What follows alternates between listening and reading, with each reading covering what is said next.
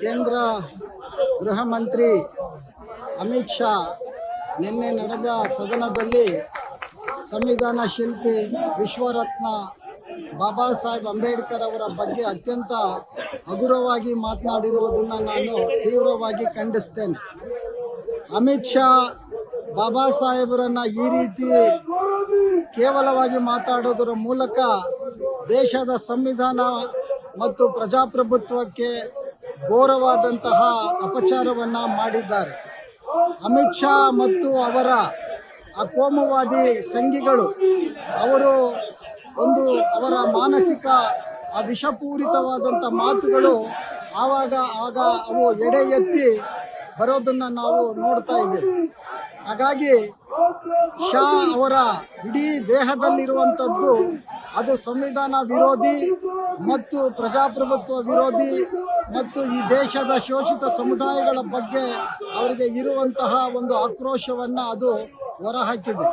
ಅಂಬೇಡ್ಕರ್ ಅವರ ಬಗ್ಗೆ ಮಾತಾಡೋದೇ ಒಂದು ಫ್ಯಾಷನ್ ಅಂತ ಹೇಳ್ತಾನೆ. ಹಾಗಾದರೆ ಏನು ಗೋಲ್ವಲ್ಕರ್ ಬಗ್ಗೆ ಮಾತಾಡಬೇಕಾ, ಅಥವಾ ಹೆಗಡೆವಾರ್ ಬಗ್ಗೆ ಮಾತಾಡಬೇಕಾ, ಅಥವಾ ಸರಸಂಘ ಸಂಚಾಲಕರ ಬಗ್ಗೆ ಮಾತಾಡಿದ್ರೆ ಈತನಿಗೆ ಸಂತೋಷ ಆಗುತ್ತಾ? ಜನದ್ರೋಹಿಗಳು, ಸಂವಿಧಾನ ವಿರೋಧಿಗಳು, ಪ್ರಜಾಪ್ರಭುತ್ವ ವಿರೋಧಿಗಳನ್ನು ಇವರು ಈ ರೀತಿ ವೈಭವೀಕರಿಸುವಂಥದ್ದನ್ನು ನಾವು ನೋಡಿದ್ದೇವೆ. ಈ ದೇಶದ ಎಂಥ ದುರಂತ ಅಂದರೆ ಈ RSS ಮತ್ತು ಸಂಘ ಪರಿವಾರ ಮತ್ತು ಜನಸಂಘ ಆಗಿರುವಂತಹ ಈ BJPಯ ಅದರ ಇಡೀ ಮೈ ರೋಮಗಳಲ್ಲೂ ಕೂಡ ಅದಕ್ಕೆ ಸಂವಿಧಾನದ ದೇಶ ವಿರೋಧಿ ಒಂದು ರಕ್ತಸಿಕ್ತವಾದಂಥ ಚರಿತ್ರೆ ಅದಕ್ಕೆ ಅಂಟುಕೊಂಡಿದೆ. ನಾವು ಇವತ್ತು ಅವರು ಯಾಕೆ ಈ ರೀತಿ ಬಾಬಾ ಸಾಹೇಬ್ ಅಂಬೇಡ್ಕರ್ ಅವರ ಮೇಲೆ ಈ ರೀತಿಯ ವಿಷವನ್ನು ಕಾರ್ತಾ ಇದ್ದಾರೆ ಅಂತ ಹೇಳಿದ್ರೆ, ಇವತ್ತು ಶೋಷಿತ ಸಮುದಾಯಗಳಲ್ಲಿ, ದಮನಿತ ಸಮುದಾಯಗಳಲ್ಲಿ ಇವತ್ತು ಜಾಗೃತಿ ಉಂಟಾಗ್ತಾ ಇದೆ. ಅವರು ಪ್ರಶ್ನೆಯನ್ನು ಮಾಡ್ತಾ ಇದ್ದಾರೆ. ಆದರೆ ದುರಂತ ನಾವು ಯೋಚನೆ ಮಾಡಬೇಕು, ಭಾರತೀಯರು ನಾವು ಯೋಚನೆ ಮಾಡಬೇಕು, ಈ ದೇಶದ ಸಂವಿಧಾನವಾದಿಗಳು ಯೋಚನೆ ಮಾಡಬೇಕು. ಇದೇ ಶಾ ಮತ್ತು ಗ್ಯಾಂಗು ಇವರು ಒಂದು ಕಡೆ ಗೋಡ್ಸೆಯನ್ನು ಆರಾಧಿಸ್ತಾರೆ, ಇನ್ನೊಂದು ಕಡೆ ಗಾಂಧಿಯ ಬಗ್ಗೆ ಒಳ್ಳೆಯ ಮಾತುಗಳನ್ನು ಹೇಳ್ತಾರೆ. ಈ ಮೋದಿ ಮತ್ತು ಪಟಾಲಂ, ಈ ಶಾ ಮತ್ತು ಪಟಾಲಮ್ಮು ಈ ದೇಶ ನಾವು ಯೋಚನೆ ಮಾಡಬೇಕು. ಒಂದು ಕಡೆ ಗಾಂಧಿಯನ್ನ ಕೊಂದವರನ್ನು ಪೂಜೆ ಮಾಡ್ತಾರೆ, ಆತನನ್ನ ದೇಶ ರಾಷ್ಟ್ರಭಕ್ತ ಅಂತ ಹೇಳಿ ಚಿತ್ರಿಸ್ತಾರೆ. ಮತ್ತೊಂದು ಕಡೆ ಕೊಲ್ಲಲ್ಪಟ್ಟ ಗಾಂಧಿಯನ್ನು ಕೂಡ ಆರಾಧಿಸ್ತಾರಲ್ಲ. ಇವರ ಈ ಎಡಬಿಡಂಗಿ ನೀತಿಗಳನ್ನು ನಾವು ಪ್ರಶ್ನೆ ಮಾಡಬೇಕಾಗತ್ತೆ. ಆ ಕಾರಣಕ್ಕಾಗಿ ಇವತ್ತು BJP ಮತ್ತು ಸಂಘ ಪರಿವಾರ ಅದು ಇವತ್ತಲ್ಲ, ಅದು ಇಡೀ ಚರಿತ್ರೆಯ ಉದ್ದಕ್ಕೂ ಈ ವೈದಿಕ ಪರಂಪರೆಯನ್ನು ಉಳಿಸಬೇಕು ಅನ್ನುವಂತಹ ಒಂದು ಹುನ್ನಾರವನ್ನು ಅವರು ಹೊಂದಿರುವಂಥವ್ರು. ಆದರೆ ದೇಶದ ಜನ ಅದನ್ನು ಅರ್ಥ ಮಾಡ್ಕೊಳ್ತಾ ಇಲ್ಲ. ಈ ಕೋಮುವಾದಿಗಳಿಗೆ ತಮ್ಮ ಮತಗಳನ್ನು ಹಾಕುವ ಮೂಲಕ ಇಂಥವರಿಗೆ ಅವರು ಅಧಿಕಾರವನ್ನು ಕೊಡ್ತಾ ಇರೋದು ದೊಡ್ಡ ದುರಂತ. ದೇಶದ ದೊಡ್ಡ ಸಂಖ್ಯೆಯಲ್ಲಿರುವಂಥ ಈ ಸಮುದಾಯಗಳು, ಶೋಷಿತ ಸಮುದಾಯಗಳು, ದಮನಿತ ಸಮುದಾಯಗಳು, ಗಮನಿಸಲ್ಪಟ್ಟ ಸಮುದಾಯಗಳು ಯೋಚನೆ ಮಾಡಬೇಕು. ಯಾವುದೇ ಕಾರಣಕ್ಕೂ ಕೂಡ ಇಂಥ ಅಮಿತ್ ಶಾ ಮತ್ತು ಇವರ ಈ ಗ್ಯಾಂಗನ್ನು ಅವರನ್ನು ಸಂಪೂರ್ಣವಾಗಿ ರಾಜಕೀಯದಿಂದ ನಿರ್ನಾಮ ಮಾಡಿದ್ರೆ ಮಾತ್ರ ಈ ದೇಶದ ಸಂವಿಧಾನಕ್ಕೆ, ಈ ದೇಶದ ಭವಿಷ್ಯ ಉಳಿತೈತೆ ಅನ್ನೋದನ್ನ ನಾವು ಅರ್ಥ ಮಾಡ್ಕೊಳ್ಬೇಕಾಗತ್ತೆ.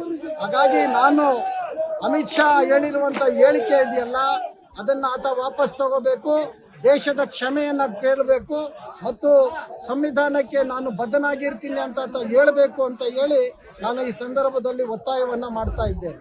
ಯಾಕೆ ಪದೇ ಪದೇ ಅಂಬೇಡ್ಕರ್ ಹೆಸರು ತಗೊಂಡು ರಾಜನೀತಿ ಮಾಡ್ತಾ ಇದ್ದಾರೆ? ಅಲ್ಲ, ಬಾಬಾ ಸಾಹೇಬ್ ಅಂಬೇಡ್ಕರ್ ಅವರು ಅಂತ ಹೇಳಿದ್ರೆ ಅದು ಕೇವಲ ಒಂದು ವ್ಯಕ್ತಿ ಅಲ್ಲ, ಅದು ಈ ದೇಶದ ದಮನಿಸಲ್ಪಟ್ಟಂತ ಸಮುದಾಯಗಳ ಬಹುದೊಡ್ಡ ಸ್ಫೂರ್ತಿ ಅದು, ಮತ್ತು ಒಂದು ಘನತೆಯ ಬದುಕಿಗಾಗಿ ಹೋರಾಡಿದಂಥ ಒಬ್ಬ ಮಹಾ ವ್ಯಕ್ತಿತ್ವ. ಇಡೀ ಜಗತ್ತೇ ಮೆಚ್ಚುವಂತಹ ಸಂವಿಧಾನವನ್ನು ಕೊಟ್ಟಂಥವರು. ಇವರು ಕೊಟ್ಟಿದ್ದೇನೋ ಮನುವ್ಯಾಧಿ, ಮನುಸ್ಮೃತಿ, ಹೆಣ್ಣು ಮಕ್ಕಳನ್ನು ದಮನಿಸಿ, ಶೋಷಿತ ಸಮುದಾಯಗಳನ್ನು ದಮನಿಸಿ, ವೈದಿಕರ ಹಿತಾಸಕ್ತಿಯನ್ನು ಕಾಪಾಡಿ ಯಾವತ್ತೂ ಕೂಡ ತಾವು ಅಧಿಕಾರದಲ್ಲಿರಬೇಕು, ಉಳಿದವರೆಲ್ಲರೂ ಕೂಡ ತಮ್ಮ ಪಾದದಡಿಯಲ್ಲಿ ಚಾಕರಿ ಮಾಡ್ಕೊಂಡು ಬಿದ್ದಿರಬೇಕು ಅಂತ ಮನಸ್ಥಿತಿ ಇರುವಂತಹ ಈ ಕೋಮುವಾದಿ ವ್ಯಾಘ್ರಗಳನ್ನು ನಾವು ತುಂಬಾ ಎಚ್ಚರಿಕೆಯಿಂದ ನೋಡಬೇಕಾಗುತ್ತೆ.